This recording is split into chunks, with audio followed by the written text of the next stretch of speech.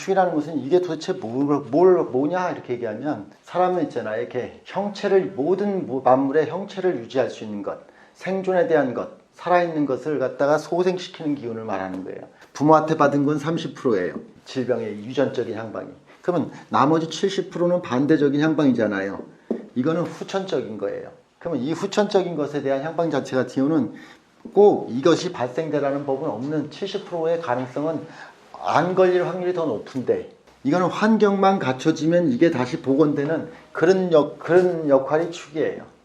그래서 축이라는 글자 같은 경우가 축이라는 자체가 첫째가 병화가 있어야지 이 축이라는 자체 같은 경우는 환경을 건강하게 만나요. 건강하게 만난다는 이유는 축은 기본적으로다가 이렇게 발생이 되려면 병화가 있어야지 간목에 대한 향방 자체를 갖다가 건강하게 발생시킬 수 있는 이유가 돼요. 그래서 병화가 있고 간목이 있어야 돼요. 질병에 대한 향방으로부터는 굉장히 자유로울 수 있는 조건을 갖췄다는 뜻이에요. 이게 70%의 확률로 더 건강해질 수 있는 거예요. 대부분 이 축이라는 글자가 이렇게 있는데 병화는 있는데 간목이 없으면 어떤 해석이 들어가냐면 건강에 대한 목적은 정했는데 목적에 걸맞게 체력을 만들지 않았다는 뜻이에요. 이거 갖다 이제 내가 목적에 의해서 학습을 갖다가 했는데 학습을 갖다가 몸에 익히지 않았다라고 얘기해도 되고요. 이게 몸에 대한 갖춤에 대한 향방이 갖추지 않았다는 개념이에요. 이게 없으면. 똑같이 간목은 있는데 병화가 없으면 목적을 정하지 않고 간목이 있으면 저 간목 자체 같은 경우는 저절로 되는 게 아니에요. 그러면 건강에 대한 향방이 저절로 맞춰지지 않았다는 뜻이야. 두 글자의 어떤 상생적 모드가 저 축한테는 굉장히 건강에 대한 향방이 중요시 여기는 하나의 모트예요. 축만큼 유전에 대한 문제라든가 부모와 자식하고 연결되는 거와 가장 결속력이 커요. 가장 무리하는 법도 없고 가장 그 본연의 모습을 유지하려고 하는 복원력이 큰 글자들이에요. 무리하는 법이 없다. 복원력도 크다는 뜻이에요. 고유의 모습대로 있으려고 그래. 자기 몸이라는 거 하는 거 시키는 거에 가장 충실하게 해야 한다는 뜻이에요. 그래서 몸을 가장 잘 이해한다 뭐 이렇게 해도 되죠.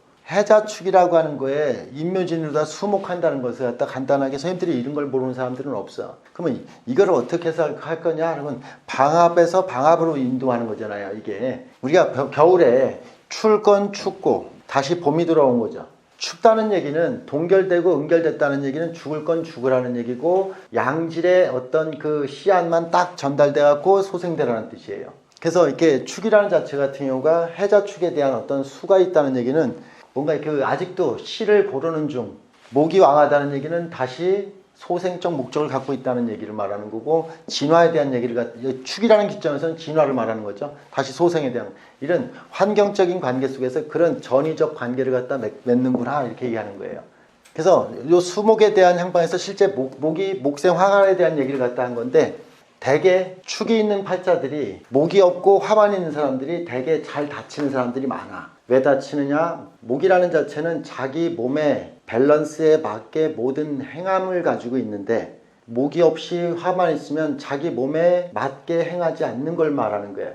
사람으로 따져서 그렇게 설명한다는 얘기는 목적만 지향해서 자기 체력을 갖추지 않았다는 게 대개 헛다리 짚는 문제. 우리가 계단을 차곡차곡 밟지 않고 한 번에 쑥 올라갔다는 얘기니까 낙상을 말하는 거고 헛디디는 걸 말하고 그럼 사업하는 사람들을 갖다 비유하자고 하면 사업도 차곡차곡 계단을 밟고서 올라가야 되는데 계단을 밟지 않고 확 올라갔으니까 부실공사 이런 뜻을 말하는 거예요. 간목이 있을 때 병화가 없으면 순차적으로 저걸 가는 게 아니라 뭐는 있는데 저게 발생이 안 되는 걸 말하는 거예요. 그러면 이 축이라는 자체 같은 경우가 간목은 있어도 저 간목으로다가 이렇게 수생목을 갖다 전혀 하지 않아요. 그럼 저 간목 자체 같은 경우는 뭔가 시작했다 말고가 허다하다는 뜻이에요. 축이 있고 저 간목이 있는 사람들이 자격증만 10개 20개 따놓는 사람이 그걸 얘기하는 거예요.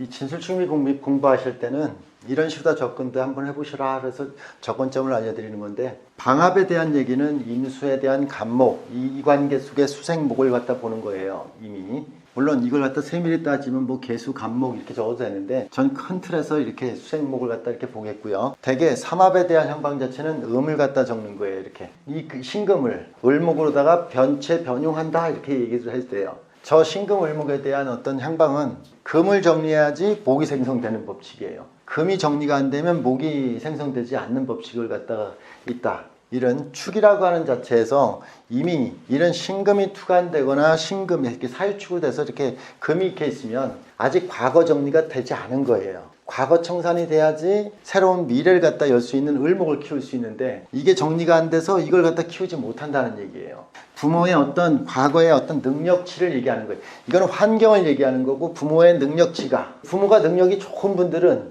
자식도 능력이 좋죠. 실제 안 그래요. 부모가 능력이 좋으면 자식은 능력이 없어야 정상이에요. 그게 음양이에요.